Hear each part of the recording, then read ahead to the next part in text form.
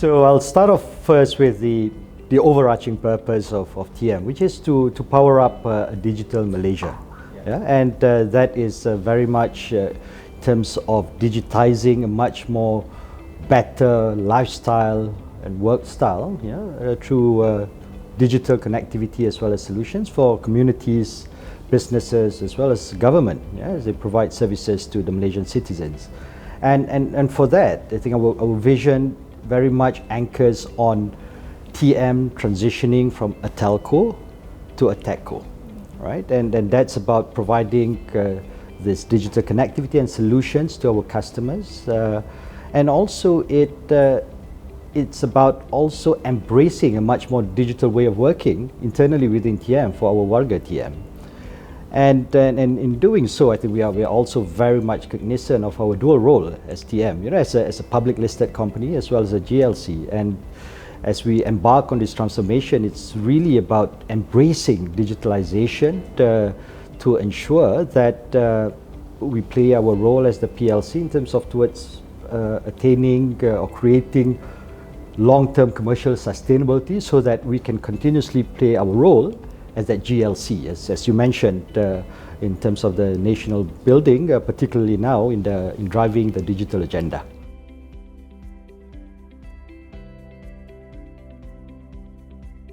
In any form of transformation, I think what's important is to anchor our sight, our focus on the outcome, right?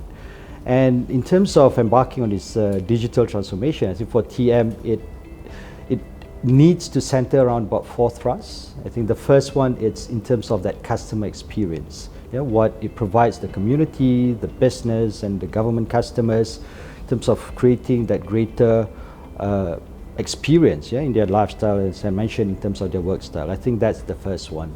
And next, it needs to very much also involve a business model transformation for TM, right? As we pivot from a telco to a techco, on the business model and how we interface with our customers, how we interface with our partners, the vendors, would have to change. It's a much more collaborative approach in terms of driving this digital transformation together. And also as we drive towards this digital transformation, it needs to also result in increase operational efficiency for TM, in terms of simplifying the processes, in terms of automating those processes, in terms of a much more agile way of working. All that, are some of the highlights that we've seen. But certainly, as we can appreciate that that is still an ongoing journey. And I think a fourth highlight, if anything, that's important in this journey is the people empowerment, right? Embracing a different way of working in a much more digital way, agile, in terms of bringing teams together, focusing on the outcomes and empowerment to the team. All this have been the highlights. But all these highlights that we've seen over the past few years of our digital transformation journey certainly comes with its own set of challenges. As we pivot from a telco towards a techco, the competition landscape increase. It's not just telcos that we are competing against, but it's also the regional and global tech companies, right? Everyone's providing various digital solutions to the market. I think that's one.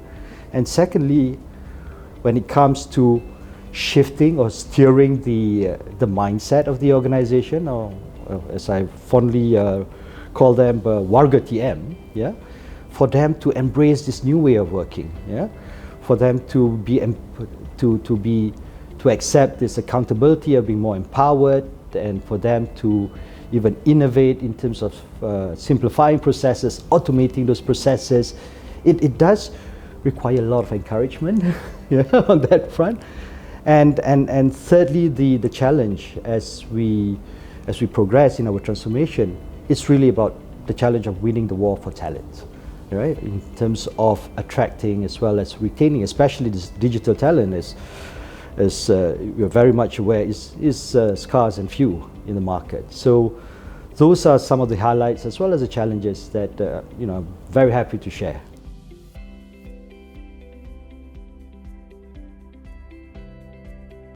Well, at TM, in terms of broader purpose of enabling a digital Malaysia, as I mentioned, it's about enabling communities, businesses, government services for the citizens. I think that's very much our focus with regards to this transformation. And I'm very happy to share a few examples of some of the highlights. Yeah, starting with the services that's being provided for the citizens.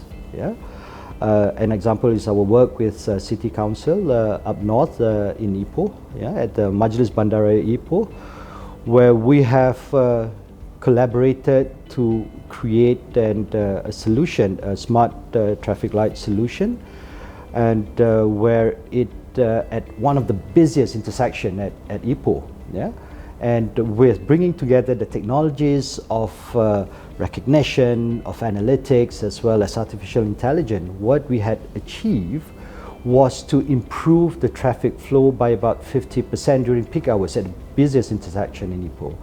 And I think that benefits the citizens of Ipoh in terms of time saving or even fuel saving. And I think that also has a subsequent benefit with regards to a push of ESG. And from the pilot that we've done, it has managed to reduce the carbon emission by about 7.5 tons. And then I think this also then fits in very nicely to the Majlis Bandaraya Ipoh's aspiration of being a low carbon city by 2030. So I think that's one. And at the other end of the spectrum, even the micro, small and medium enterprises. We did a socio-commercial program at the Pasar City Khadijah in Kelantan, where one entrepreneur whom had embraced this digital way of running her business, using more of this digital marketing tools and so forth, had managed to increase her sales by about 40%. Right? So these are real impact, and as we know, SMEs are the bedrock of our economy in terms of GDP contribution as well as employment. So it is an important, I think, elevation, in terms of how they do business. And at TM, we'll continue to do that. We have today close to 400,000 and growing of SMEs or micro SMEs, and this is a journey that we are very much happy to support our micro SMEs in the coming years. Back to what I mentioned just now of our broader shift or transition from a telco to a techco. As a telco, we're providing services to our customers today. If you like, the business model of TM, these customers, is very much as a service provider as well as a service acquirer to the customers. But as we collaborate to really curate to these digital solutions to improve their business operations and ultimately the services that they provide to their respective end customers, it needs a different approach. It needs a much more collaborative and approach of problem solving and so forth. So it's more of a partnership, if you like, and even the business model of it, would need to change. Where I think we are looking more of a success-based model instead of a telco being more of a subscription-based service that we provide to our customers. So that is going to be a significant change in terms of the business model as TM enables digital connectivity as well as solution with communities, businesses and the government moving forward. The backbone of the services and the solutions that we provide to our customers very much lies at the foundation of our network, our nationwide network as well as our global network. And at the heartbeat of that is our Network Operations Center, which monitors the network services around the clock. So we have set an aspiration, for example, to really automate and digitize and automate about 70% of these processes by 2024. And today we have managed to simplify and automate and offload it, if you like, close to 300,000 of man hours already, right? And that's by simplifying and automating it. And this is back to what I'd mentioned earlier on about empowering the team, right? It is them who knows what are the processes that works best and how do I simplify it to make it better. And through that empowerment, and this is really amazing to see this workload, I think, being shifted. And it allows the team to focus on much more value-added activities in their day-to-day work versus what some of the workloads that are, if you like, repetitive and high volume, which one could easily simplify and automate through RPA, for example. So that is one example that very happy to share. And as you mentioned, it is towards creating a much more efficient workforce within TM. But ultimately, it also impacts the end customers. And through that, also through the digitization, it's not just about the efficiency, but also with embedding a lot more analytics, a lot more machine learning. We could be more predictive, if you like. And this is something I would like to share. I mean, this was something that was posted yesterday by our customer at the social media, where we had reached out to them when we had seen some early indication of the service degradation, right? So this was a proactive approach that we did, and the customer was really pleased that that we had done so, and we had repaired it before the service was disrupted, to allow their business to just continue without any hiccups for the day. So these are the examples of not just about creating that efficiency internally, but also that impact to our customers. So we do have 19,000 Warga TM, and that is a humongous task, in terms of bringing everyone onto this digital transformation bandwagon, if you like. But it is about setting the tone from the top. It's about leading by example. As leaders, you need to talk about it, you need to act it, you need to role model it. And it's also about changing the way how the organization work. One of the things that we are embracing is an agile way of working, right? Of bringing together cross-functional divisions together to work in sprints with very much defined customer outcomes to be delivered every 2-week cycle. I think that is a change that we are institutionalizing, and with that also comes a lot more of empowerment. And that empowerment example, I think, is very much that the process simplification and automation. When we talk about automation, a natural thought that would come to your mind is, let's wait for IT to do it. But we've empowered each of the divisions to do that. We've supported them with simple RPA tools. And now we find each of the respective divisions embracing that and doing those process automation themselves without dependency on the IT division. So that to me is very, very encouraging. Imagine group finance having their own RPA team, from amongst the accountants themselves. But these are the next generation. These are the digital native executives, if you like, right? And also about bringing this whole ship of 19,000. It's about continuous upskilling as well as training. And this is where embracing a much more digital learning platform is key towards that. I mean, just to share an example, in 2022, this year, we could only train about 2,000 participants in a physical setting. But through the online module, we've managed to provide programs to about 17,000 of the Warga TM. And I think that suits the lifestyle and the work style of today, where training is about doing it at your own time when it's convenient to you, rather than pulling them out 2 or 3 days from their work for a physical training program. So that is how when it comes to digitizing the workforce. And I do believe doing so would ensure the sustainability as well as the continuity of this digital transformation at TM.